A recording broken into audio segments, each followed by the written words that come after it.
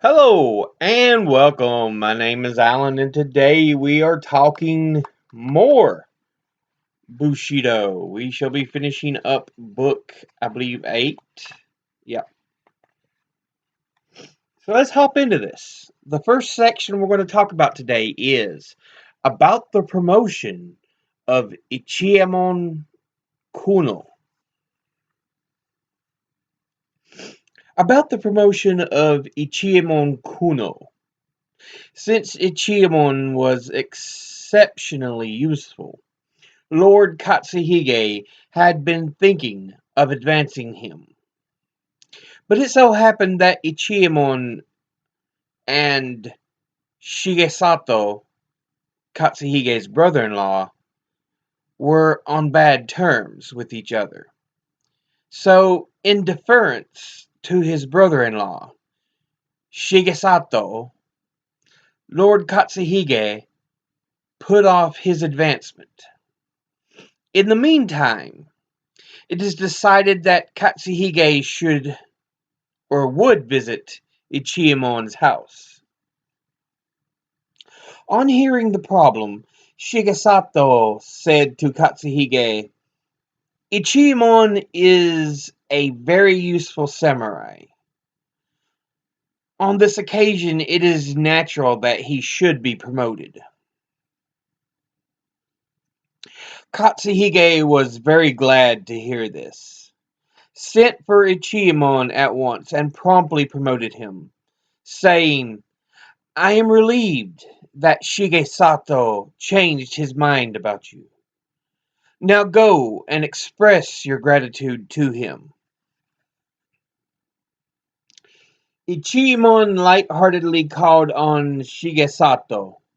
He went immediately and expressed his deep gratitude for the latter's help. He also thanked him for the 300 mats that Shigesato had presented to him in preparation for the coming of Lord Katsuhige. In answer, Shigesato said, because you have been earnestly employed in your service, I advised the Lord about your advancement. Also, because the Lord was going to visit you, I gave you the mats. But this does not mean that I have become reconciled with you. Get out of here, get out of here at once. Never come to my house again in your life. Give the mats back. And he actually took back the mats. Later on, when Shigesato was about to die, he called Ichiemon to him and said, to tell the truth, it seemed at that time that you were prone to self-conceit and haughtiness, but you were really a sharp-edged fellow. Therefore, I purposely pretended during my life to be hostile toward you, only in order to subdue your excessiveness. After my death, there will be no one to control you. Train yourself to be humble and modest, and be of service to the Lord, as you have always done till now. Ichiemon returned home, eyes wet with tears of gratitude. So essentially, it's just a description of don't be too full of yourself, don't be too high and mighty, try to be humble.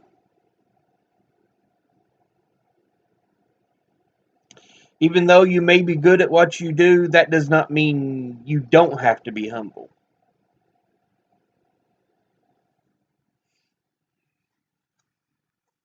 The next section is how to restore the clan after it collapses. Doko Anju narrated, when the hereditary vassals happen to have for themselves a lord or chief retainer who is full of injustice and makes frequent errors, the samurais must be posted on, informed of, the gate of revival, restoration of the clan. If the administration is inefficient and our country should pass into the hands of another clan, we must reclaim it to the Nabashima clan. I'll call this method the gate of revival. First of all, you must previously, i.e., before the clan is even in any danger of being abolished, make the youngest son of the Lord enter into the priesthood. In the same manner, each samurai ought also to let all his sons, except his eldest, become either monks or farmers. Then, when it happens that a new lord, with his retainers, is transferred to our country, every farmer and every priest previously disguised can assemble and combine efforts to spread false rumors of injustice by the new lord. This can give birth to public censure in various ways, and it can force the new lord to be exiled from the country after the same policy is repeated a few times.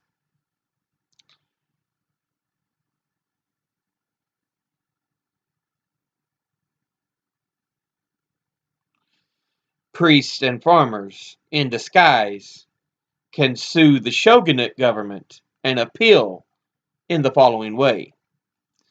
Since Heizan, named for the land of the Namashima clan, is a country of hereditary succession, the people do not at all take to the new lord. Rather, they miss the former lord. Even if the shogunate government should appoint new lords one after another, these lords will not be able to last long. As it happens, there is an offspring of the former lord here. This son is now a priest. Therefore, if he is ordered to return to secular life and to take pity on, i.e., govern, the country of Heathen, then the whole nation is sure to be governed well.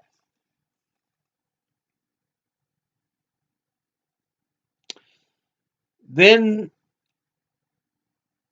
the clan can survive. Doko, for his part, saw it that the second son was a priest and the third son a farmer.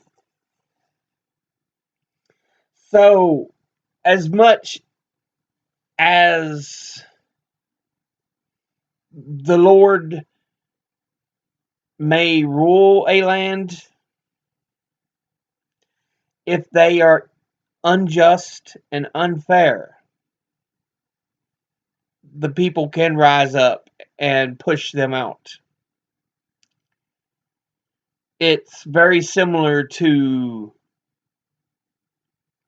the idea of consent of the governed. You may rule, but we allow you to rule. That kind of idea. The next section is cut down the gods if they stand in your way. Shigekata Namashima scolded his son. Here is what happened. The son sent a message to his father. The message said, I would like to pay a visit to Atago Shrine in Kyoto. Hearing this, Shigekata asked the messenger for what purpose. The messenger replied, Atago Gongen, being the god of bow and arrow, war, he has set his mind upon prayer to Gongen for success in warfare. Shigekata angrily replied, quite unnecessary. Why should the Nabashima vanguard rely upon Atago Gongen? Be resolved to slice his body into two pieces and walk between them if he, Gongen, confronts us on the side of the enemy. So,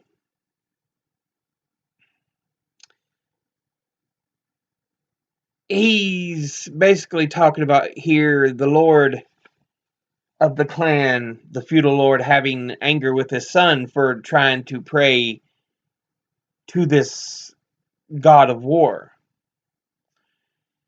And the lord of the clan is essentially saying, why should we have need of prayer when we can make what needs to be done happen? We do not need divinity. Final section is two kinds of samurai. My father used to say only this to his servants, samurais. Gamble and tell lies, unless you can tell 7 lies as you walk a cho, a block, or 119 yards. You cannot show your manliness. He said this because he thought good-mannered samurais usually failed to achieve great work. He also said this because formerly, i.e., in time of war, valor and vigor alone were treasured. He connived with his misbehaving samurais and left them unpunished, saying, you have done well. Kuma Sagara also overlooked retainers who committed theft and adultery.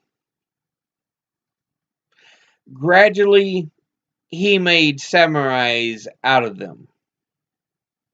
He said, only this kind of samurai can develop to be really useful.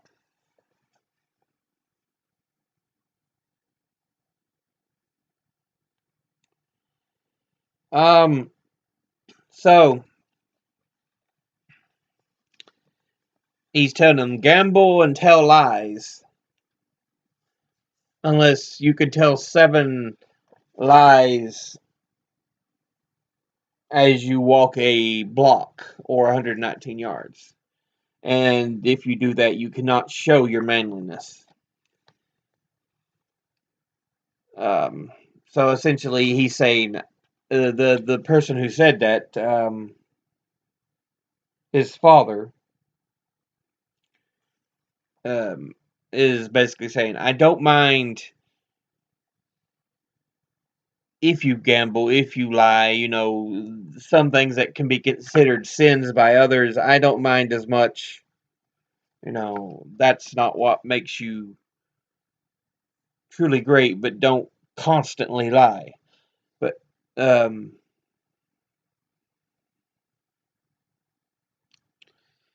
like it said, Yamamoto says, that he said this because he thought good-natured or good-mannered samurai usually failed to achieve great work. So sometimes you have to get your hands dirty. to really do what's needed. Um, but he was also from an era where valor and vigor were alone were treasured.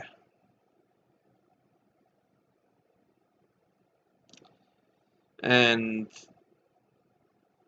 so Yamamoto then talks about Kuma Sagara, overlooking retainers who committed theft and adultery. But it says that gradually Sagara made samurais out of them and said only this kind of samurai can develop to be really useful. So because that's what they heard him say, those that were a little more well mannered. That became a go for some of the samurais. And that brings us to the end of book 8. We are on page 87, so like I said, we're just over 10 pages remaining. We'll be starting book 9 left. I think there's 11 books altogether. Book 10 and book 11. So yeah, we're towards the end of this. As always, educate thyself. Got a hair. Think, read, study, learn. Someone tries to tell you something you have difficulty accepting, ask them to cite the sources. As always, I'll see you all in the next episode. But until then, later.